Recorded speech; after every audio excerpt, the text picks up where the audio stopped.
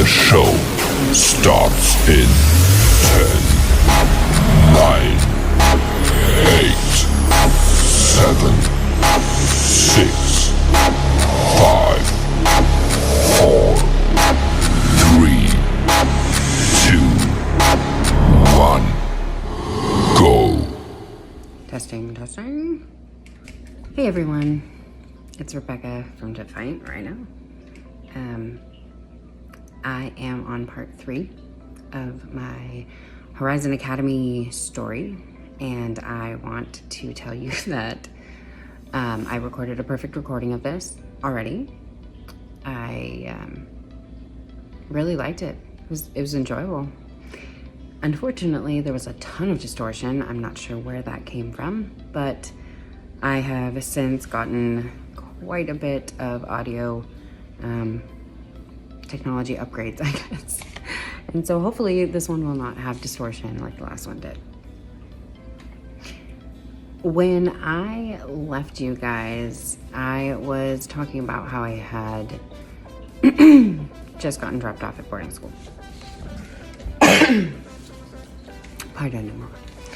And the boarding school that I went to, the WWASP school, which WWASP stands for Worldwide Association of Specialty Programs. People from programs sometimes refer to each other as program kids, program children, program child, being part of a program. So you'll hear that kind of referenced here and there. But I've made a couple discoveries since the time I recorded that first video. And one of those I actually made on film. The discovery was that I actually spent almost 7 months, I want to say that's right, August to March. Is that 7 months? September, October, December, January, March. So it's like almost 8 months. Let's just say 7. And I spent that much time without having seen my parents. So the way that you kind of earn seeing your parents is you have to, up your level, and then you have to go through a couple different seminars before you are eligible to do a parent-child seminar.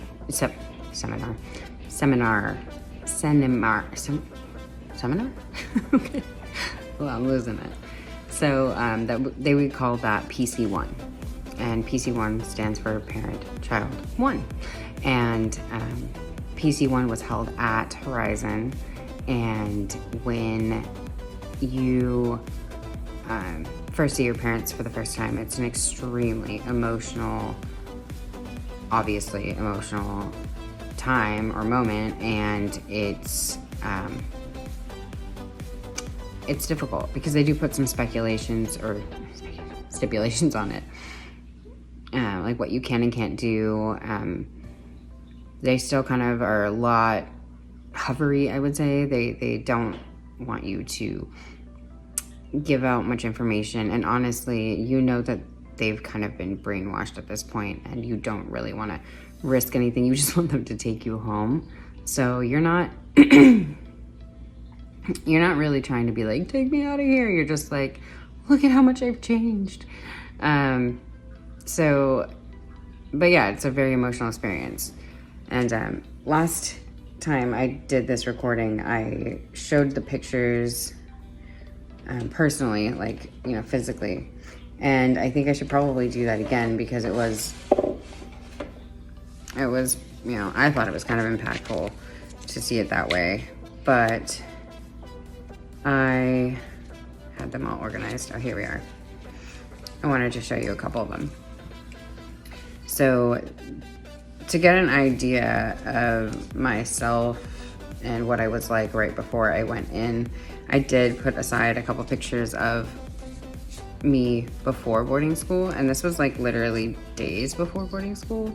So you can see kind of the difference with them forcing you to eat certain foods and forcing their stress and lack of activity and all of that. on you. So the first picture I'm going to show you is me at Mandalay Bay. This was after my parents picked me up from juvie, like I told you in my last video. If you haven't seen that, please go watch the first two because this won't make sense. But this is me with my parents at Mandalay Bay.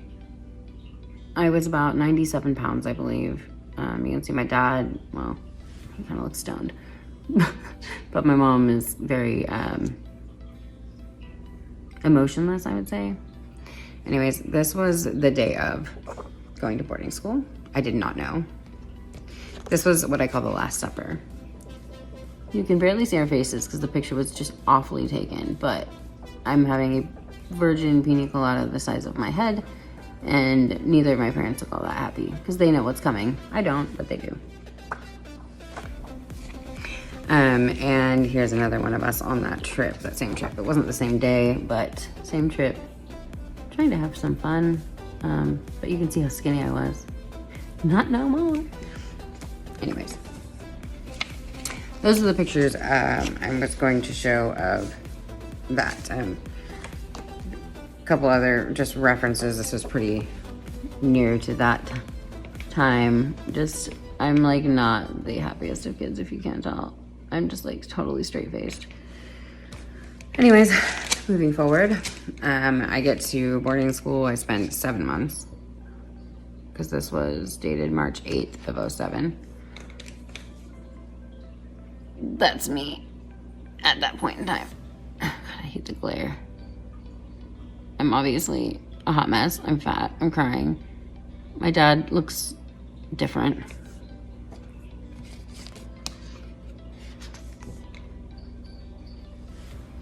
Yeah. That was a healthy spot, right? Because that's how you're supposed to look when you see your parents. Anyway. And then I have one, they took me off campus because I was eligible at that point. This was in April. So they came back in April and were able to take me off campus. And this was in Death Valley.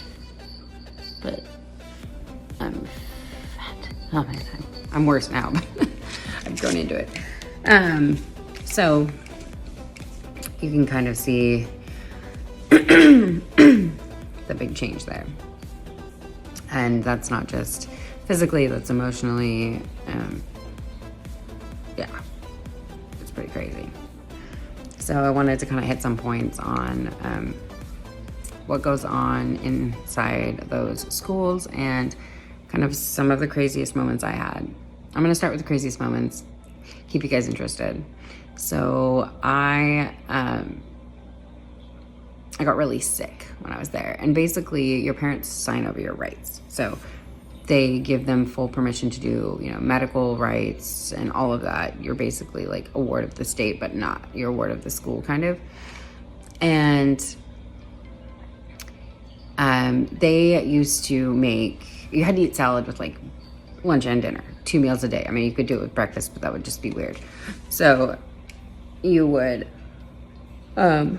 make your salad, and they had like an assembly line, and they would take these big tubs, like big tubs of Cisco mayonnaise, and they would mix the ranch seasoning in, and we would all just like scoop out ranch dressing. Well, we all like really started learning to love salad because we eat it all the time. And so usually the schedule was like the boys' families would go in first and they would eat, and then we would go in second and we would eat. And it was like, you know, sometimes I think it was like all the girls' families could eat at the same time, but sometimes they had to like separate in tiers, especially towards the end when we had more families. Anyways, needless to say, that ranch sat out for a while. Well, this one had gone bad. And considering how many kids were at the school and how many kids had to eat salad, unless you had a dietary kind of excuse or you just ate the salad without dressing, you got sick. And so we had about, I don't know, it seemed like 50, 60 kids that were sick with food poisoning. Now, a lot of the kids were, not okay, but, were sick. But there was 4 of us who got extremely ill. I was one of them. We were, here comes the funny part of the story. I don't know if you've ever been this sick, but when you are having loose stool and you are vomiting, sometimes they happen simultaneously against your will. And so I was that sick, and I did have an incident a few times, and I got smart. And so my smarts put me on the toilet, puking into the bathtub, because the way they were set up was there was like the toilet right on top of the bathtub. I mean, they weren't big bathrooms, so it was like, here's the toilet, here's the bathtub.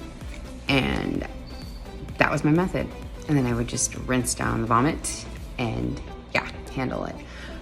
So that's how sick I was. I was running 103, 104 temperature. I was hallucinating. They had me in bed with ice packs on me. I was not okay. And finally, after like day 4, they took me to the hospital. They took us in the middle of the night. There was 4 of us, 2 boys, 2 girls. We got into a minivan and they took us to Pahrump, which is a town kind of in between Vegas and Amargosa Valley. And it's about a 35, maybe 40-minute drive from Amargosa Valley to Pahrump. And Pahrump is a total podunk town. It's really nothing. I think there's a brothel. It's like a very odd town, but it's the only thing around. So we went to the hospital there. When we all got there, they put us on IV drip fluids because we were extremely dehydrated. We also got some other medications. I don't really remember what those were, but I do know that they waited way too long to take us. And we were really sick, and our parents were not notified. So if that doesn't sketch you out, I don't know what will. But I'm here, I'm alive, right? I made it. So that was one story. I definitely, there's a ton more, but I climbed the ladder as I should. When I got put in, my mom was adamant, because I had failed out of freshman year, that I was to retake the entire freshman year while there, plus finish my sophomore year. Nobody else was doing that. Everyone else was just finishing whatever grade they were in. But I'm grateful I did it at this point, because I graduated with like a 3.4 something, and I wouldn't have done that otherwise. There was no way. I failed PE, for God's sake. I mean, it was pretty bad.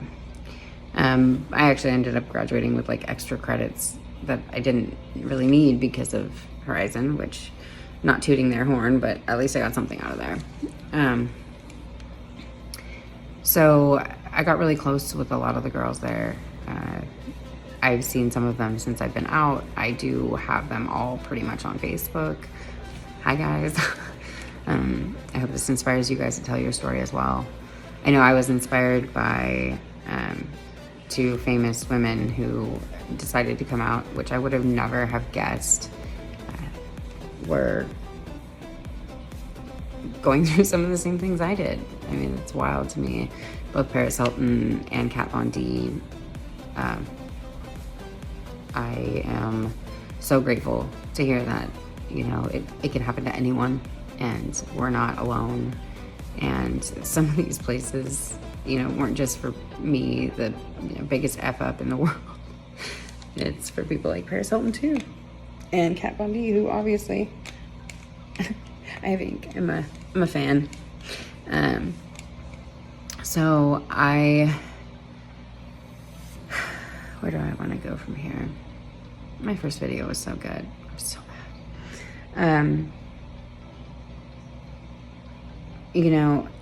The thing about this school was that they wanted to keep everything a secret. So we had no access to the outside world, to like actual internet. We just had online school, which was not online, it was like built in. And, it was religiously filtered as well. The family that ran the school was Mormon. I'm assuming somewhere up in the chain they're Mormon as well, because our science class was very interesting. It was like, here is what scientists think, and then here's the Word of God. So this is right, that's wrong, but we have to teach it anyways. So it's very odd. Not saying I'm against any sort of religion. I'm just not religious myself. I have my own beliefs. Those are mine. I don't need to share them with you. But if you'd like to hear them, I will make a video on that. And so that was school, and our days were very extremely organized. It was like, get up, you have this much time to get dressed, get in single file line, you walk same foot in a single file line without looking out of line, without speaking, to the dining hall, you eat, you go to school, after school you go to therapy, and therapy I mean group, which is just like you all sit around and judge each other, and you know, you're told that you're being fake and that you're not sharing enough. And then, you know, we would have like some free time to like write or read in our dorms where we couldn't really talk to each other. We just had to be like quiet and do our thing. And then we would have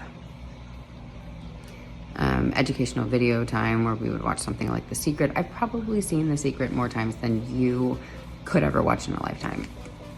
Unless you're one of those chicks that I was in there with, because they were obsessed with it. And after like time 3, I was like, cool, like this is good, but like, can we watch something different? It was always a fight. If it was a holiday, like a big holiday, we would have the ability to get packages from our parents. They would be able to send us shoebox size worth of candy to us. That was like our Christmas present, that was our birthday present, and Halloween. And I think those were the only ones where we got something like that. But they were able to send us like a box full of candy, and you were only able to eat it like that day. I think it was just that day, honestly. And then like if it was your birthday, they would make a sheet cake, like a very thin sheet cake with frosting, and you got a big piece, and that was basically your birthday. So I spent my sweet 16 in there. For those of you just checking in, I vape, and I will vape on camera because I'm a stress case, and that's just what I do. Better than smoking. So I spent my sweet 16 in there. I went in when I was 15, and I turned 15 in March. I went in August, and I got out in July or August, I don't remember, but 11 months is what I spent in there. And getting pulled it's an experience in its own. There's basically only a couple different ways you can exit this hellhole. One, you turn 18. Your parents give you an exit plan. An exit plan could be a water bottle and a bus ticket. It could be 3 months rent and a bus ticket. It could be a water bottle and walk your happy ass to wherever you're gonna go. It could be something better, but normally it was pretty bad because they didn't want you to leave the program. They didn't want to stop getting your parents' funding. The other option would be you graduate, which there were certain requirements. You had to build the levels, not get dropped down. Obviously, you had to go to PC1, PC2, and then you had to do 2 home visits, which is where you go home for like a weekend and then come back, and you're not allowed to like basically see anyone. You're just supposed to be with your family and work on your home contract, I think is what it's called. And my mom ixnayed that right off the bat. She's like, if you come home, you're not going back. No way in hell. So I got through PC1 and I got through PC2. PC1 was, like I said, at the campus. That's the pictures you saw. PC2 was in Utah. It was in like Laverkin, I think. Laverkin, I think they're right next to each other. And near Red Rock Canyon kind of area. And we like basically not busted, but like vanned it out there the people who were eligible at that time, and then our parents met us out there, and we actually stayed with them in a hotel for that. I want to say it was like 3-day thing, and that's when my parents told me I was going to get pulled. They said, we're not sure when, but it'll be close to when school starts because we don't want you to miss the beginning of a school year. I mean, I was going at my junior year for, yeah, and I had to reintegrate myself back into that. So, they told me, like, you're not going to graduate. Obviously, I was, like, relieved, but I was like, oh, okay. Thank God. And I didn't really get much more information than that, but, you know, we're going to pull you out before, so don't worry, like, we will. And I'm like, well, they don't really let you say that stuff over the phone. How am I going to know? Mom's like, I'll let you know. Kind of secret, kind of not, whatever. And so I knew that that was going to happen, and I just kept it to myself at that point. But when my mom gave me the signal over the phone, my dorm parent knew. And she basically was like, don't you dare say anything to anyone. At that time, I was level 6.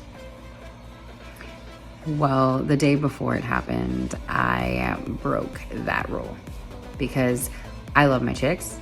I was really close with them. They were the only family I had in there, and I was not about to not say goodbye. And the way they pull you out is real easy.